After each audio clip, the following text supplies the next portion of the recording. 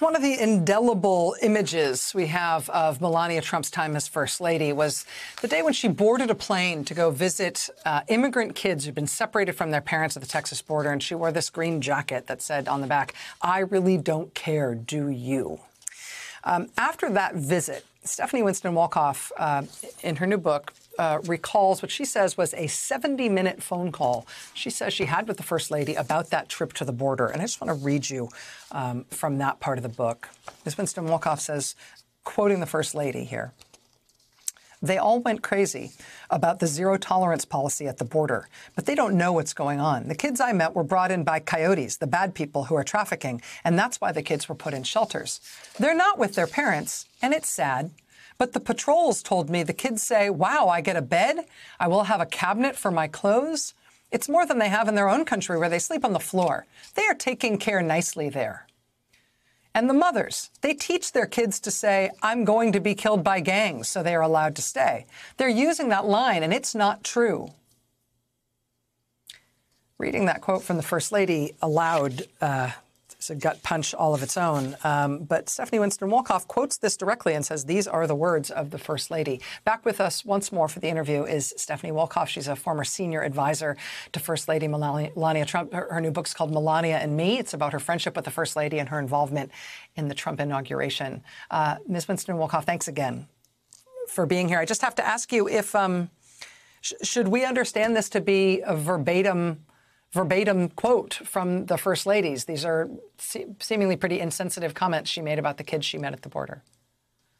Rachel, there's no way to fabricate any of my story. And the only way to tell the story is to say it exactly as it was. The fact that the White House is trying to disparage me and claim my character is anything but what I know, again, if it's a respectful person, it's only going to have me discuss more and more the truth, the facts, and they're all either in some type of, a semblance that has 100% backing.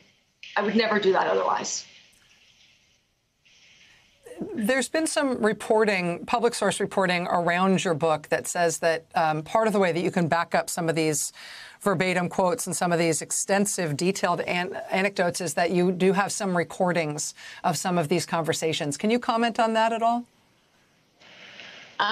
So, Rachel, I haven't commented on the past. And one of the reasons why I'm going to share this with you this evening is because I've been accused of taping my friend, as the White House said, and how horrible of a human being I am for doing that. And they're right. If she was my friend, it would be horrible. But Melania and the White House had accused me of criminal activity, had publicly shamed and fired me, and made me their scapegoat.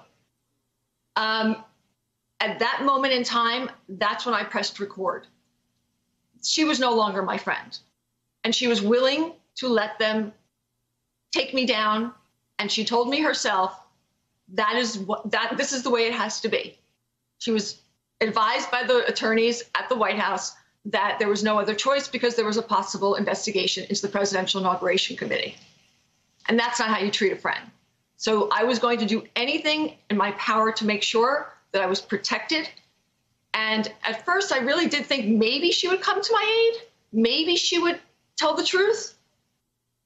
She turned her back. She did. She pulled like a deck of cards, and I was shocked when she did it. Are you saying, Ms. Wolkoff, that at that point you decided, in order to protect yourself, that you would make recordings of some of your conversations with the First Lady, or that you did? I did, Rachel. I did. And again, to have to admit that it is disgraceful in any other context. But who would believe any of this otherwise? You can't make this up. But again, I need the evidence. I needed the evidence to. If the White House continues to call you a liar and say that you've made up these conversations and that these things that you're attributing to the First Lady or the President are things that didn't happen, do you have plans to release those tapes to the public or to show them, to play them for reporters so that other people can validate what you're saying? there is a report coming out, and again, full disclosure, I'm not going to lie about it. I just can't, Rachel. So I'm going to tell you, I have admitted there is a report coming out that I did play it privately because to justify that I actually did have it and what it did say in her own voice.